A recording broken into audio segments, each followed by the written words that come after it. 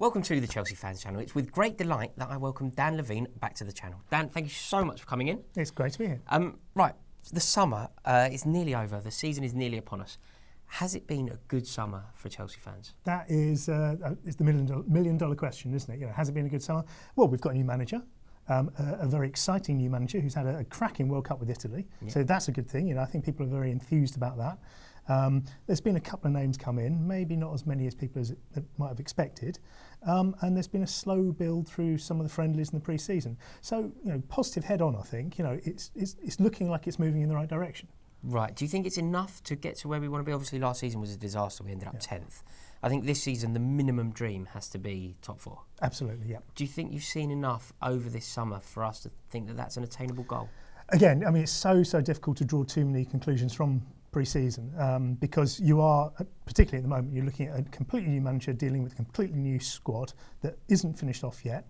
He clearly doesn't really have a full idea of what the formation might be yet.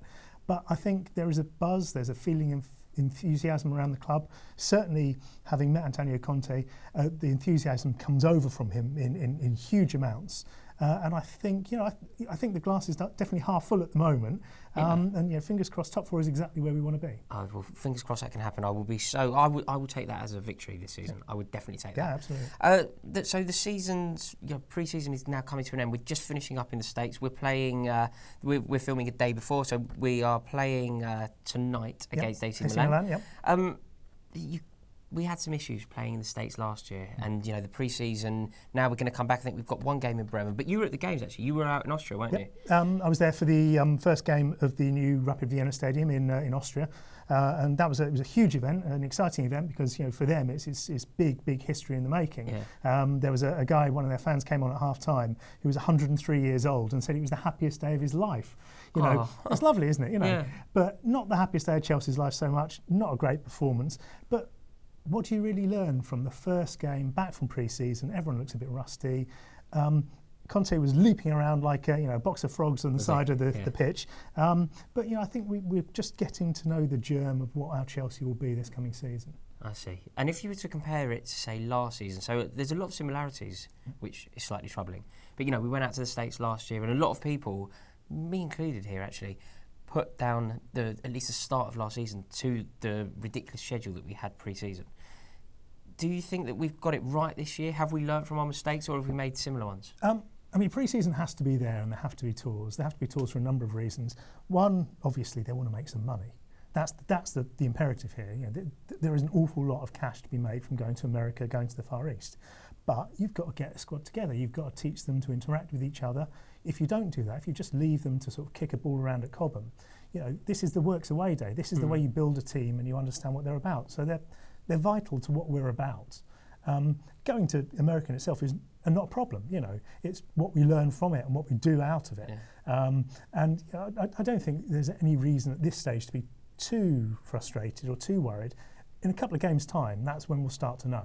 I see. And do you know, a lot of the good things that have been coming out of the club, it does seem to be that the unity, it does seem to be there, doesn't it? Like I think I saw today that they had all the players put up a picture. They had a swimming race that I think Terry won.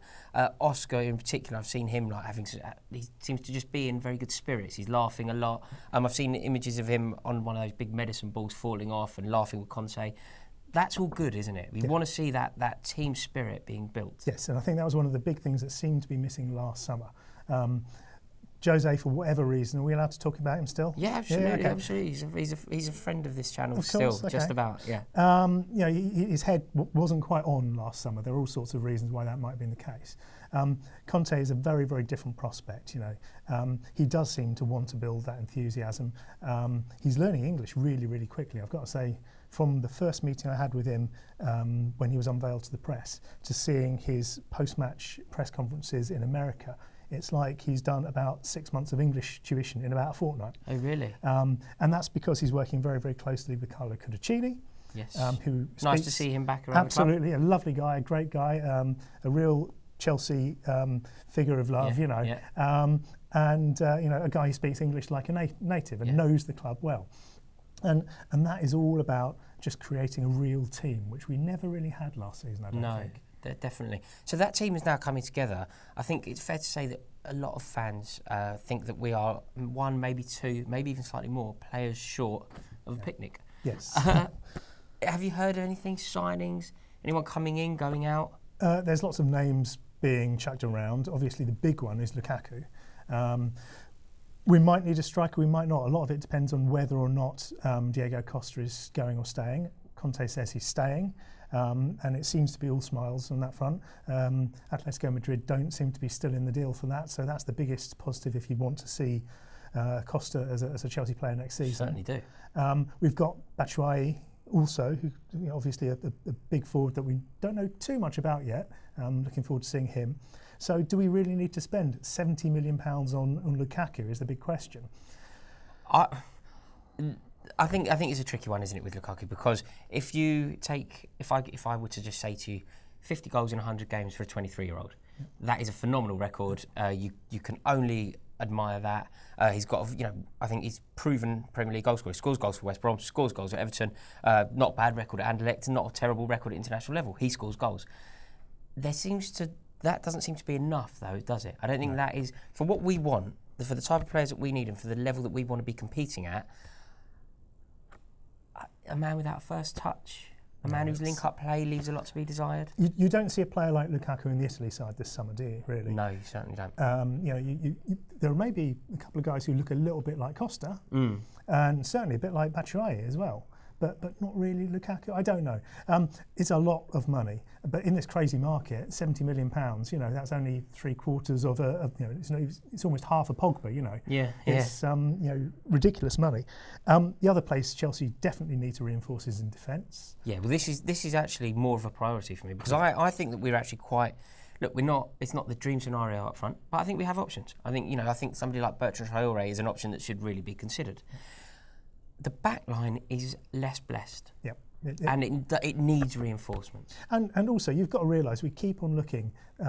John Terry ain't no spring chicken. No. And we've been through what we've been through this summer with the sort of the ifs and buts that were finally settled in the contract. The word is that he's not going to play as much as he did last season. See, that's really interesting, though, because that's what they said, the new role and all that. Yep. And yet he seems to have been pivotal in every pre-season game under Conte. Well, maybe part of the new role is a bit of an ambassador within the team. Conte said he is his captain. End of discussion. Right. On the pitch, on the bench, on the training ground, he is his captain.